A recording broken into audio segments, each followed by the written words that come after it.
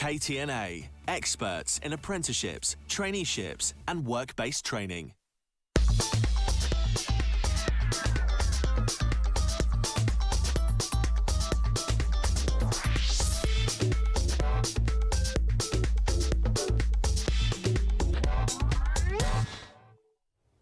Hello and welcome to Kent Business, the show looking at what affects business in Kent with me, Joe Caution. In the next half an hour, we'll be talking about how the high street and how it's ever changing, the transformation of a quarry into a holiday park, and you'll be able to find out which Kent tourist attraction has been named as one of the best in the world.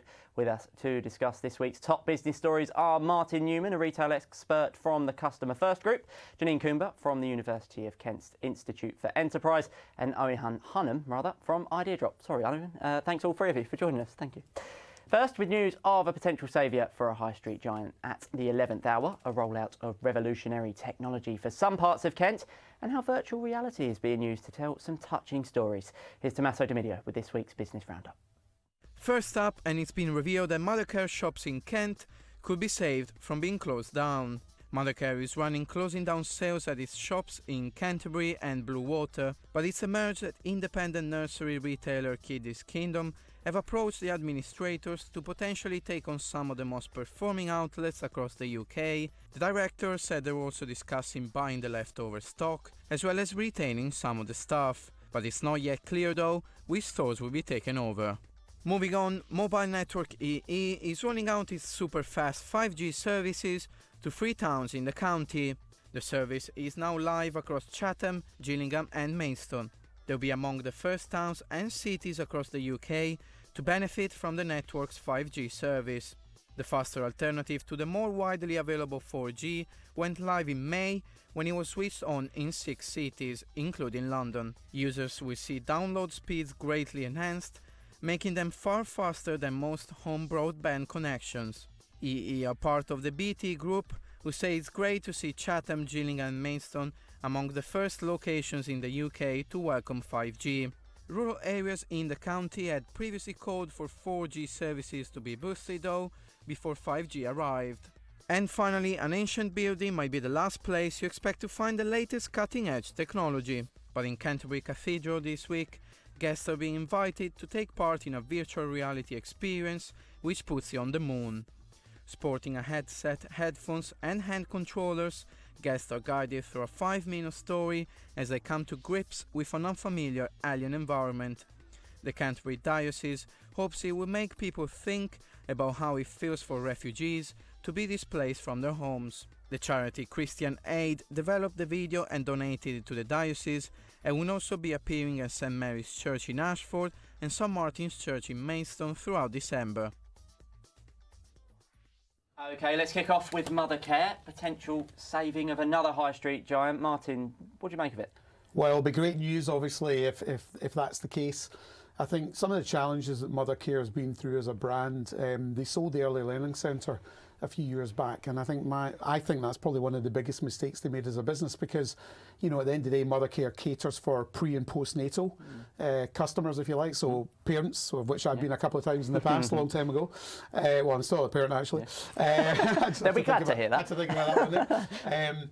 And I think that you then lose your customer, you know, once your kids are, you know, more than a few months old. And I think that's where the Early Learning Centre gave them the opportunity to extend that customer lifetime value. So hopefully, if Kiddies Corner, I think it is, who are in the market to potentially take over some of the stores, then that would be great news. If indeed they're able to keep the brand, because it's a brand that resonates and is very popular with consumers. Is it hard? We were talking about earlier about high streets evolving. Is it hard for Mothercare to evolve, as you say, if they've lost that extra extension to their brand? I think the issue, I think it's the lifetime value. I think it's how do you take a range of products that is accessible to customers over a very, very short sort of lifespan, if you like, and how do you extend that? So I think it depends on the Kiddies Corner range, and if they can be relevant to, you know, young children up to the age of 10, or from a parent's point of view, then you could be buying for your kids for a longer period of time, and therefore that keeps the brand relevant. But that's one of the challenges that they've got to face into. OK, let's get on to 5G. Owen, pretty exciting rollout for parts of Kent. We've been waiting for it for a while, haven't we? We certainly have, and I think that, you know, internet generally is just now seen as a utility that's just expected. Like, you're running a business, you expect water, electric, and you expect high-speed internet, and now, of course, that transcends into mobile signal as well. So this is great news for Kent, it's great news for Kent businesses, and I think there should be a huge expectation to have an expectation of 5G being available. So good news. Janine, VR, very quickly, pretty exciting stuff. We were speaking about it earlier, but your involvement at the University of Kent, it's also something that maybe we can see before things are being built, it's being used. Yeah, if you like. So the project that I work on, ERA, has been funding projects with businesses looking at using VR or AR, augmented reality, within their businesses. So whether this is sales, whether this is training, but equally in that sort of storytelling scenario. We've had a great project finish recently that was introducing this immersive aspect before a theatre performance to see what does it mean for the audiences. So the university has a great wealth of experience across a consortium in terms of helping businesses implement these tools. I mean, I can't have you here without not asking you about VR as well. A software company, Idea Drop. Tell us a little bit about it. Have you had any sort of interactions with VR and maybe going forward, will you have a lot of interactions with VR? Well, I think for marketing, you know, which is about brands and telling stories, I think anything that can help you tell stories is a good thing. And of course, VR enables you to do that, as we've seen on the VT there. But this is a good thing, definitely. And I think that it's an early technology, even now. And I think that's going to continue to exponentially grow. And I'm excited to see how that unfolds. Well, brilliant. We'll see how it unfolds. Hopefully it's a success. Guys, for the moment, thanks very much. Now, a former quarry in Halling could be transformed into a £13 million tourist attraction. Developers are looking to revitalise the area with a new water sports centre and holiday park. However, there are fears it could draw business away from the nearby villages. Phil Welbrook has the details. The former cement quarry that sits near the village of Halling could be set for a huge transformation. Plans have been proposed from developers St Andrews Park Limited to build a larger water sports facility and holiday centre worth a mammoth £13 million. And it might be quite hard to imagine now, just looking at the lake here on a dreary November afternoon, that this could one day be absolutely teeming with children and adults, all taking part in a variety of activities. The plans were actually put forward back in 2017 and are set to be reviewed in January next year. And it's hoped that this will not only revitalise the lake, but also revitalise the nearby area of Halling. The lake is just off the A228 at the base of the North Downs and is next to a development of nearly 400 homes. So what do they make of potentially getting brand new facilities right on their doorstep? This little bit here is a bit like no man's land, so yeah, it would be good to get something going. There's hardly anything around here, is there? It would definitely bring a lot of people. It's so nice. In the summer it's like point and blow, it's lovely. Yeah, it'd be good to get people like using it, definitely. But with the village of Halling right next to the lake, will it spell good news and bring more tourists to the area? Or bad news that business will be driven away and into the new complex? Declan and Darren run a local social club and are in two minds over the plans. We were worried they're going to put a big shopping centre over there, or loads of houses and loads of pubs and nightclubs and all the usual rumours that went round of what was going to be over there. And in the end, it's just a housing estate. It's just trying to be a few houses. That was all we were going to be. But I think at first people were positive. You know, were just worried about it all and what was going to happen here as a club. That we were going to still be here. Even the pubs in the village were sort of a bit apprehensive. Depends what they put over there. If they put shops over there, or things, it's not too bad. It's if they put pubs over there or club over there, that could affect us big time. Do you think it could finish you off, force you into closing? Yeah, it could do, yeah. So ambitious proposals put forward, and it's certainly been one which has garnered mixed reviews.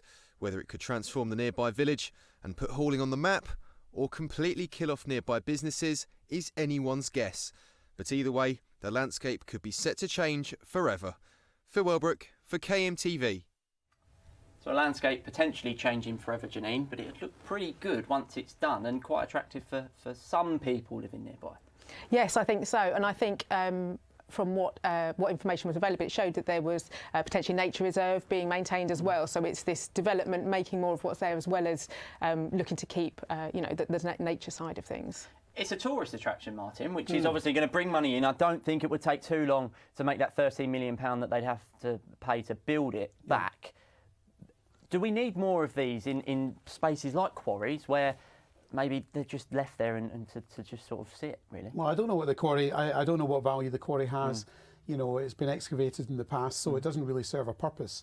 I think, to your point, as long as we look after the wildlife and we create a sustainable environment and it's eco-friendly and everything else, then that's great. And if it's a tourist attraction, it's going to bring people into the area. So I wouldn't be too worried if I was a local business owner, you know, in and around the area. I'd be thinking, actually, this is going to bring new customers, hopefully, my way as well. I mean, this is obviously, they're trying to make Kent almost a destination to go to, a must go to in the summer. Would people be flocking to Halling for their holidays in the summer? Well, I think this is against a backdrop of changing ways in which people spend their holidays. Look at the explosion of vacations and look at all the data and trends show that people want to stay here in the UK, and something that's on their doorstep in the Garden of England can only be a good thing, really. And if you look at, again, the explosion of the likes of Airbnb and people designing their own holidays, this obviously falls into that category. No, brilliant stuff. There were some concerns from businesses, though, nearby and the villages nearby that it might take away if there's any sort of entertainment for them there. They might struggle. Janine, do you have some sort of sympathy with them that they've just seen this massive, great big holiday park be potentially planned for their doorstep? They can't be too pleased. I mean, completely understandable that they will want to know more, they will have those concerns, but I think hopefully as more information comes out, they'll be able to see how much the likely effect could be or not. But hopefully it will bring more people in generally, so it's not divvying up what's already there, it's bringing in more. So a quick sort of show of hands, who's for it? Oh, there you go, unanimous. There we go, I think that's settled it. Guys, for the moment, we have to go to the break, but thank you for the moment. Coming up, we'll be discussing how changes to car parking could affect one Kent town and find out which tourist attraction in the county has been named as one of the best in the world. We'll see you in just a few minutes' time.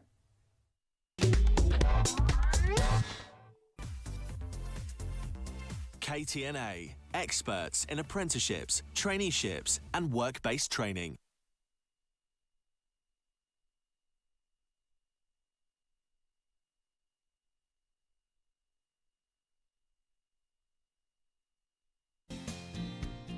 Home Time on KMTV.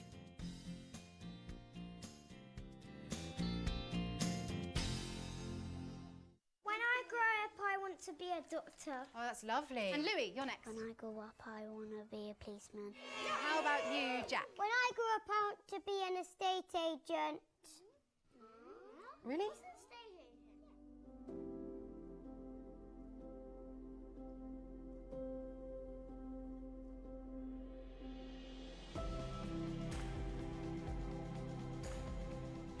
I just want to make people happy.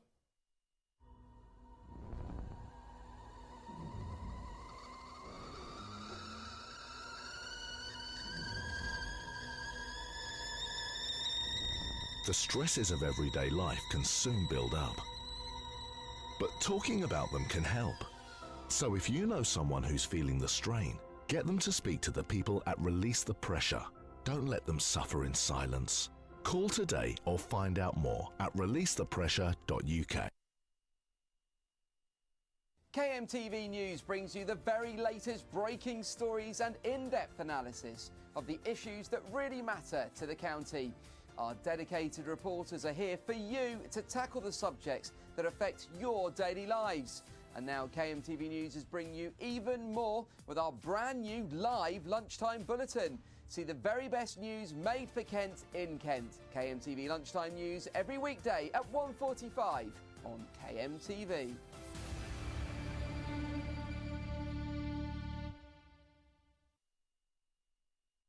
If you're looking for your dream apartment, we know where you can find it. Azure by Countryside.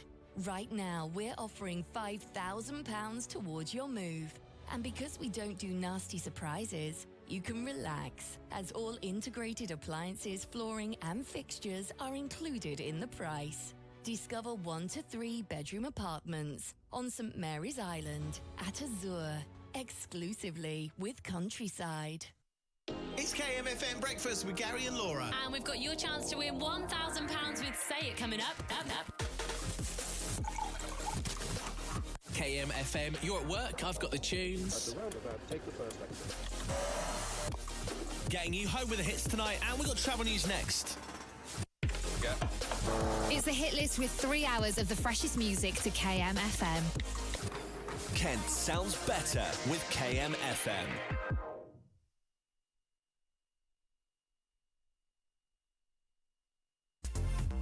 KTNA, experts in apprenticeships, traineeships and work-based training. Welcome back to Kent Business live on KMTV. Now, new parking charges in Tunbridge could destroy the town's high street. That's according to businesses in the town who say they'll be stifled by a proposed increase in fees. Shop owners say it will drive people away. We spoke to Ian Chatfield, who owns a butcher's on the high street. We've had a reduction of free car parking spaces at the rear of our property. They now put in meters. It's very difficult for customers to park anyway in the town, and virtually impossible for our staff to find parking themselves. It's certainly not going to help. We're lucky, we're a very vibrant and busy shop, but other shops will definitely suffer. Well, we are sticking with high street parking changes as well. We've also been talking about Nasons and how the high street development has been going on there. £20 million development, and it's going to bring in a market hall on food and drink, as well as a new public open space. We've also been talking to shoppers there. Let's see what they had to say on those plans. I think a new design is quite nice, because I think going back to an old design, you're never going to get the original, are you? So you've got to go either or, really. So if it's modern, I think that's quite nice. It just seems to be designed by a Part 1 student who's basically been told, develop something within the next half an hour, and then we'll make a render of it, and then we'll just send it off and get the planning approval. I don't think they've consulted any particular architectural body, or they haven't grasped the historic context of Canterbury and what makes it different to any other town. It looks too big, and I think with there's a lot of empty space already. Maybe they could fill the empty spaces and not build more. This does not fit the image of this street, and I think it would be a pity, because Canterbury has got a soul. This is soulless. OK, we'll be discussing what happens with car parking charges and how it affects the high street. But this is what Nasons could look like. Lots more food and drink outlets, as well as 40 flats. Martin, what do you make of the redevelopment of Nasons? I think it's great. I think, you know, you have to keep moving forward, and, you know, Canterbury is obviously a very historic city. But, you know, I think that was a derelict site, to the best of my knowledge. So I think you've got flats. That's going to bring people back into the city centre, and we need those consumers on our high street, right? And I think it looks, you know, it's going to have a great food and drink proposition, which is an important component of the high street as well, to get people in there spending time, not just coming in to buy stuff, but actually getting them to dwell, if you like. So I'm all for it. I think it looks great.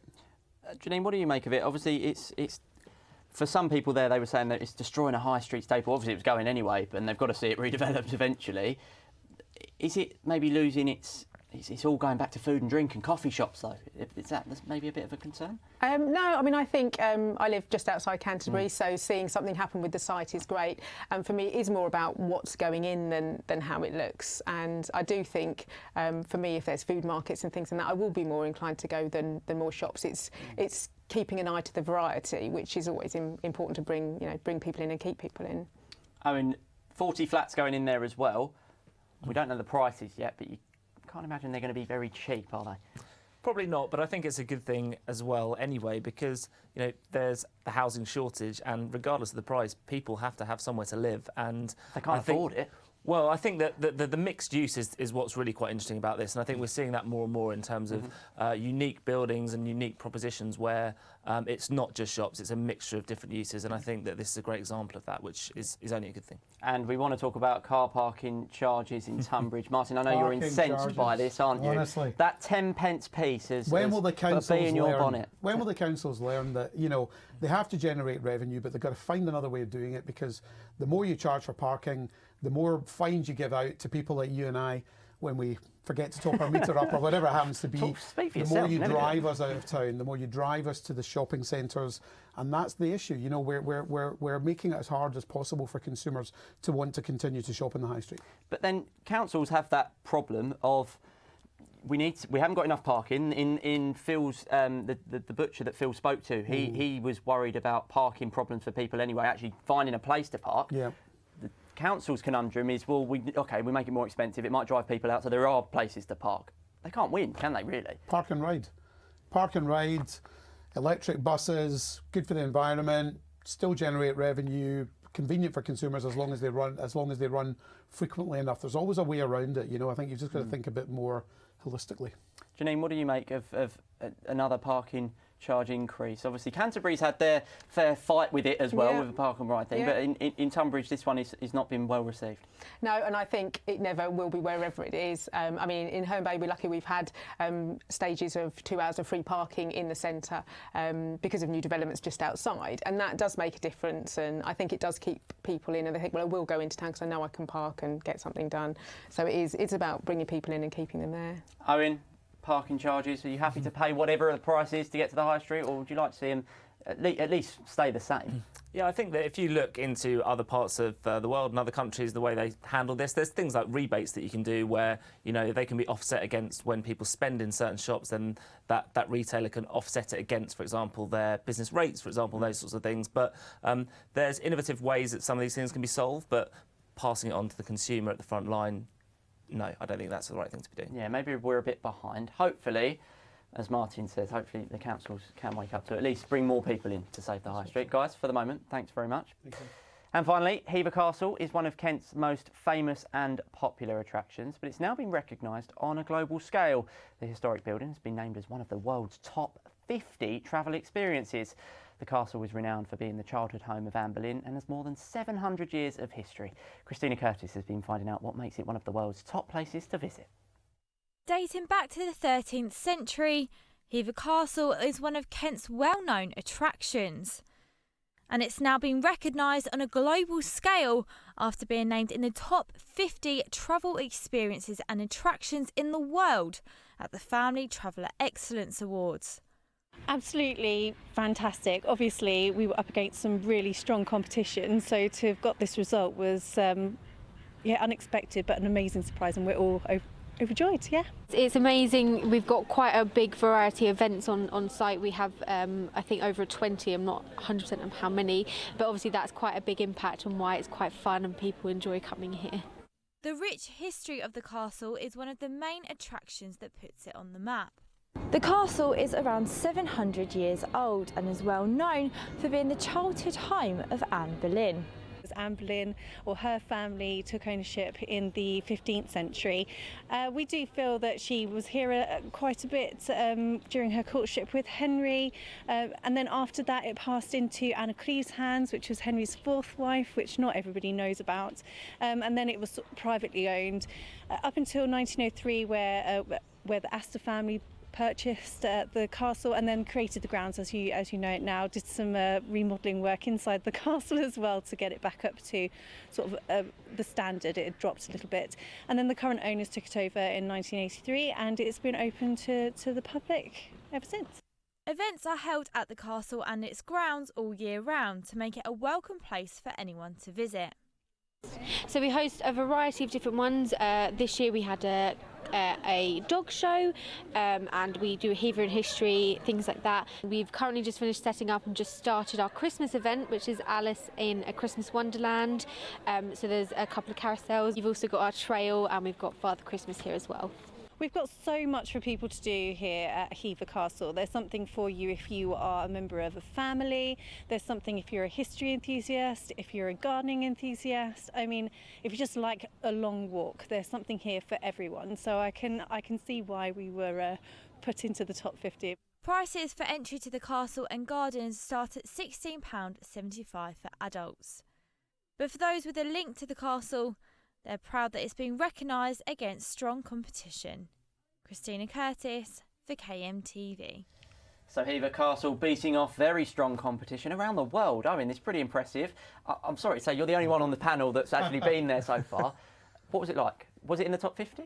Top 50 in the world. I'm not surprised because I think that it's, you know, the quintessential icon of the Garden of England, and as a tourist attraction, when people look at the UK and then England and then Kent, kind of this is it's beautiful. I mean, I've been there for open air theatre. They have a whole program of events going on throughout the year. It's also a really nice place just to come in the summer for a walk around the grounds. You know, there's beautiful moat, and the walks around there are really nice as well. So it's a really popular picnic spot, and of course inside is beautiful as well. So again, good news for Kent. You know, this brings people in, and I'm delighted about this news today. Yeah, long may it continue that it stays in that top 50.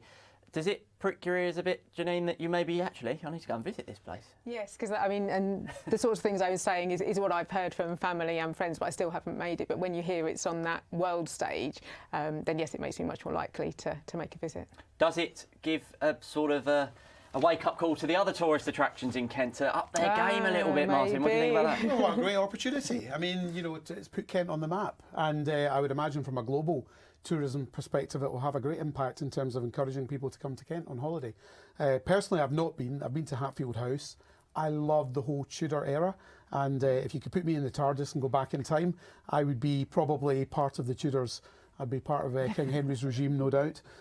So if I a retail expert then, exactly, a very early retail, but I'm definitely going to put it on my bucket list of places to go. Yeah, perfect. For sure. Janine, Canterbury's got a lot of landmarks that people want to visit. They'll see this and be like, oh, we need to up our game. We want to get in that top 50 as well. Yeah, well, that can only be great if, you know, people look at, OK, what made it stand out? What was it on that international scale? It might be that attractions have been working on, you know, drawing in nationally visitors. But yes, it might be that extra something that we can find out about what draws international visitors. OK, well, guys, you've been fantastic guests this evening. Thank you so much for coming in this evening. That's Janine, Martin and Owen. Thanks ever so much. Thank you.